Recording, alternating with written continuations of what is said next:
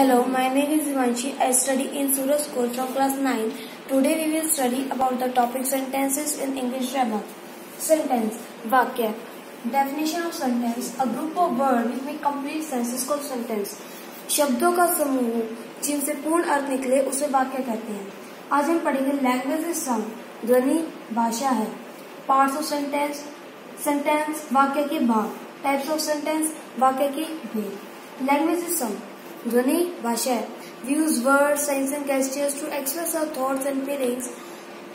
हम संकेतों, इशारों और शब्दों का इस्तेमाल करते हैं अपने भावों और विचारों को प्रकट करने के लिए. लेकिन कभी कभी जो साइंस और गेस्टर्स होते हैं वो फेल हो जाते हैं, यानी संकेत और जो इशारे होते हैं वो फेल हो जाते हैं हमारे भावों और विचारों को प्रकट करने में. इसलिए हम शब्दों का इस्तेमाल करते हैं. इसमें हमें लैंग्वेज साउंड में पढ़ा. और जो सबसे छोटी इकाई होती है, आपने पढ़ा होगा भाषा की सबसे छोटी इकाई, और इंग्लिश में सबसे छोटी इकाई होती है लेटर. देखो वर्ड है, लेटर से बनते हैं, लेटर्स को मिला के. और सेंटेंस वर्ड्स को मतलब एक ऑर्डर में लगा के फिर सेंटेंस बनता है. नेक्स्ट पार्ट्स ऑफ सेंटेंस, वाक्य के भाग. Subject, predicate. Subject, the word और words about which something is said in the sentence. वाक्य में जिसके बारे में कुछ कहा जाए उसे सब्जेक्ट कहते हैं.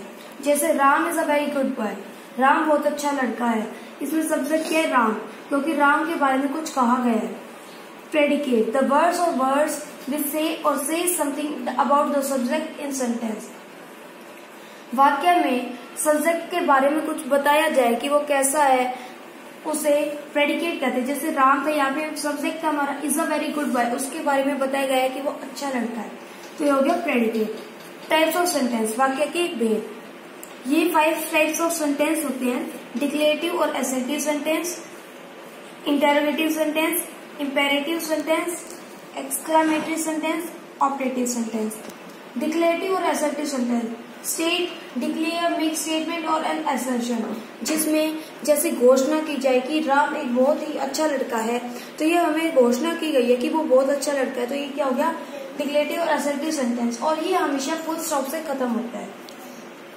इंटरोगेटिव सेंटेंस, जिसमें प्रश्न पूछे जाए और वो उसके लास्ट में क्वेश्चन मार्क लगे. Who is your best friend, आपका बेस्ट फ्रेंड कौन है. Next imperative sentence. Imperative sentence होता है जिसमें कमांड दी जाए, रिक्वेस्ट की जाए, ऑर्डर दिया जाए और उसके आखिर में फुल स्टॉप लगता है. जैसे ओपन द डोर, ये क्या दी गई है? आज्ञा कि दरवाजा खोलो.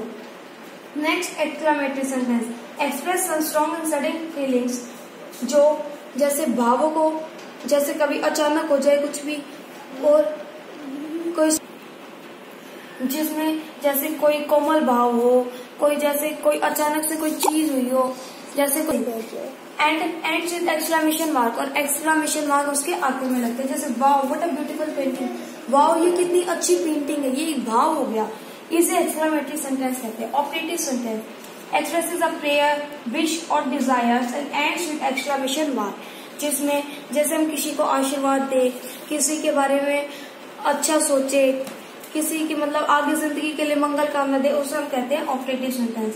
एग्जाम्पल में यू ऑल पास की, तुम सब पास हो. तो ये हमारे थे लैंग्वेज साउंड बताया मैंने, parts of sentence, types of sentence. ये सब आप एक बार याद